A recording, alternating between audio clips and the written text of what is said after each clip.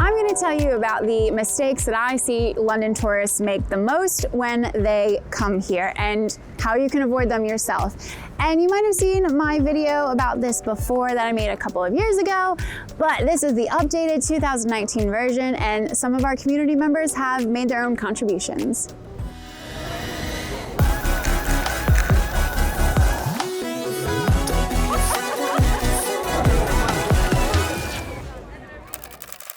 The first mistake is taking a day trip to Paris from London. I don't ever suggest anybody to do that for a few reasons, but the main one being that the train ride is over 2 hours to get there, and then obviously on the way back, not counting the travel time to get to and from each of the stations on each side. And if your train gets delayed, then you kind of just wasted a lot of time and a lot of money on a day where you didn't actually get to see that much. And Paris itself warrants at least a few days because there's so much to do and see there. Taking day trips from London. My rule of thumb is unless you're gonna be in London for over a week, that you shouldn't plan on taking any day trips. And unless you're cramming each day of your itinerary with a ton of stuff to do and you're not trying to figure out some other places outside of like the main attractions to visit and to explore, then you definitely will not get bored with at least 6 or 7 days in London, and you won't feel like you need to get out of the city to do something. But if you are here for a bit of a longer trip and you do want to take a day trip, then I have some resources that will help you plan one. I will leave some links to those resources in the description box of this video. Planning too many things to do in a day. Okay, so Jennifer, Ashley, and Enot all agreed with this and said that they had planned too much in their daily itineraries and ended up being tired and exhausted at the end of the day. And I see a lot of other tourists doing the same thing. So I'd probably recommend about 2 or 3 main things to do each day, and give yourself time to actually explore and enjoy those things, and then also be able to do some spontaneous things as well if they ever pop up. Jessica did the opposite, where she didn't plan anything at all for the first couple of days, and she ended up just kind of wandering around. And not having anything planned at all might actually completely overwhelm you when you get here, because there's so much choice for what you can do and see. As Style Calling pointed out, the city is really big, so if you don't plan your itinerary the right way, you might actually end up jumping back and forth across the city. And what you want to do instead is make sure you take your list of things that you definitely want to see while you're here and look at a map and plan out your days according to what is closest together. Otherwise, you might find yourself taking 1 or 2 hours on the tube or on buses each day, just traveling in between each place and each point of interest. Not staying long enough. Joey and a lot of other people have told me that they actually wish that they had stayed in London longer. I often hear people who are only here for 2 or 3 days, which that's such a short time in my opinion to be here, or they're here for maybe 5 or 6 days and they choose to take day trips outside of the city for 2 or 3 of those days. And again, there's just so much to do in London that honestly you won't get bored, and you'll probably feel like you didn't hit everything that you wanted to hit. Only seeing the main tourist areas. Lester Dobbs said that that was his biggest mistake when he was in London, but he hadn't discovered any of my content yet, so I will totally forgive him. But it's a good point. If you want to explore the city beyond just the main tourist attractions, then that's when you're going to get a more local and a more interesting experience, in my opinion. So to find out how to get outside the center and discover other parts, I have a bunch of videos on my channel that help with that, and also you can check out my 3-day itinerary, which combines both the tourist attractions and most popular places with some more local experiences, and I'll leave a link to that down in the description box.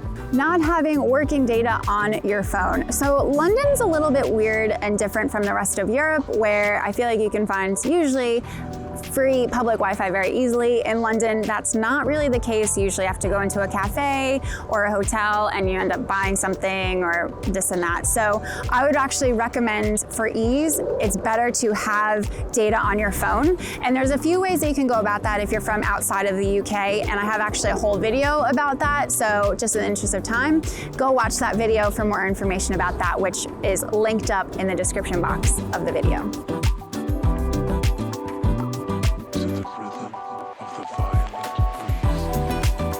Ivan said that it was a huge mistake to not check which tube stations had escalators and elevators, because he ended up having to lug his large suitcases up a flight of stairs at one of the tube stations. So it's a really good point. Not all tube stations will have lifts or escalators, so you might end up having to drag your bags along up or down stairs, which obviously can be really difficult. To check if your tube station that you're going to be using has step-free access, there's a Avoiding Steps travel tube guide that is linked up in the description box of the video, and you can check on there to see if your tube station is included. And if it's not, and there are stairs at your station, then you can consider other transportation options or consider getting a taxi. Staying in central London if you're on a budget. Chris said that he made the mistake of paying for a very expensive hotel, which I'm guessing is probably because he wanted to stay right in the center of it all in London. But truth is, if you're on a budget, or if you just really don't feel like spending a ton of money on a place that you're literally just going to be sleeping, you can save yourself money by moving out away from the main tourist attractions and the very center of London, and you'll usually find hotels with rooms that are a little, relatively speaking, bit cheaper.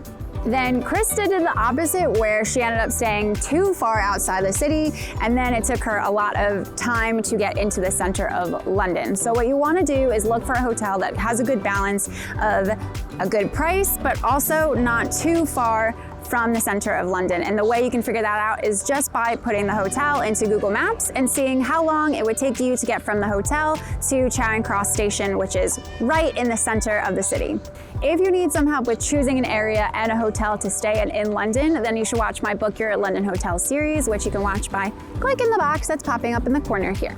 Being afraid to use London's public transportation system. Yvette and a few other people have told me that they were too nervous to try to use the tube and the buses, so instead they took taxis and Ubers everywhere, which, if you don't mind spending a lot of money and sitting in traffic, that's totally fine, you can do that. But don't do that, and don't put yourself out of a ton of money just because you're afraid of trying to use the system. I promise you, after a couple of goes, you'll realize how simple and easy it is to use, and you won't feel nervous anymore. Plus, I have a ton of videos that show you how to use the system, so you can watch those to help you get acclimated and figure out how to use it before you actually get here.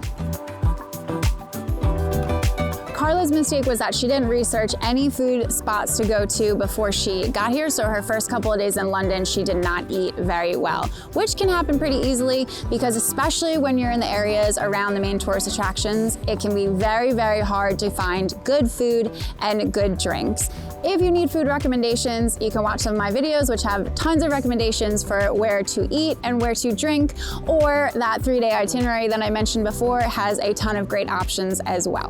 Julie said she took the tube at rush hour, which if you can avoid taking the tube at rush hour, then I would recommend doing it. It gets very crowded and it can be a bit overwhelming. If you have to do it, whatever, it's totally fine. Just make sure you give yourself extra time to get wherever you need to go. Or if you find that you are only going a couple of stops and maybe you can just walk it, then I highly recommend doing that instead. Sausage dog. Oh, it's tall, that one. It's got long legs. It's just skinny.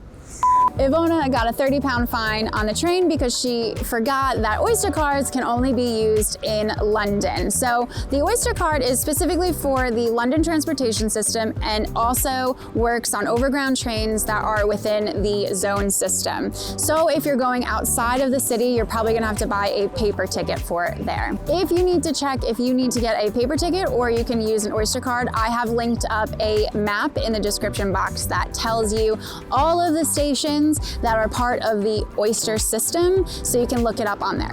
When you're on an escalator in London, make sure that if you're gonna stand on the right side, and then if you're walking down, you walk on the left.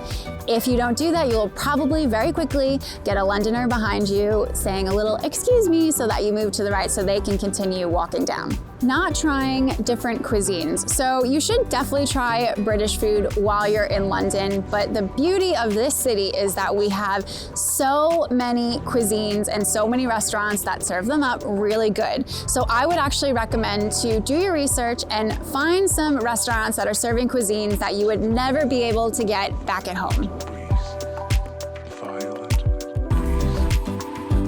Larry said that his mistake was that he exchanged his home currency at the airport into pounds, and I completely agree with that, and I actually don't recommend to anyone brings cash to convert into London. Instead, there are a couple other ways that I would suggest that you go about getting cash and pounds while you're here. And just for the sake of time, I have a whole video about how to get and spend money in London. You can watch that and get all that information.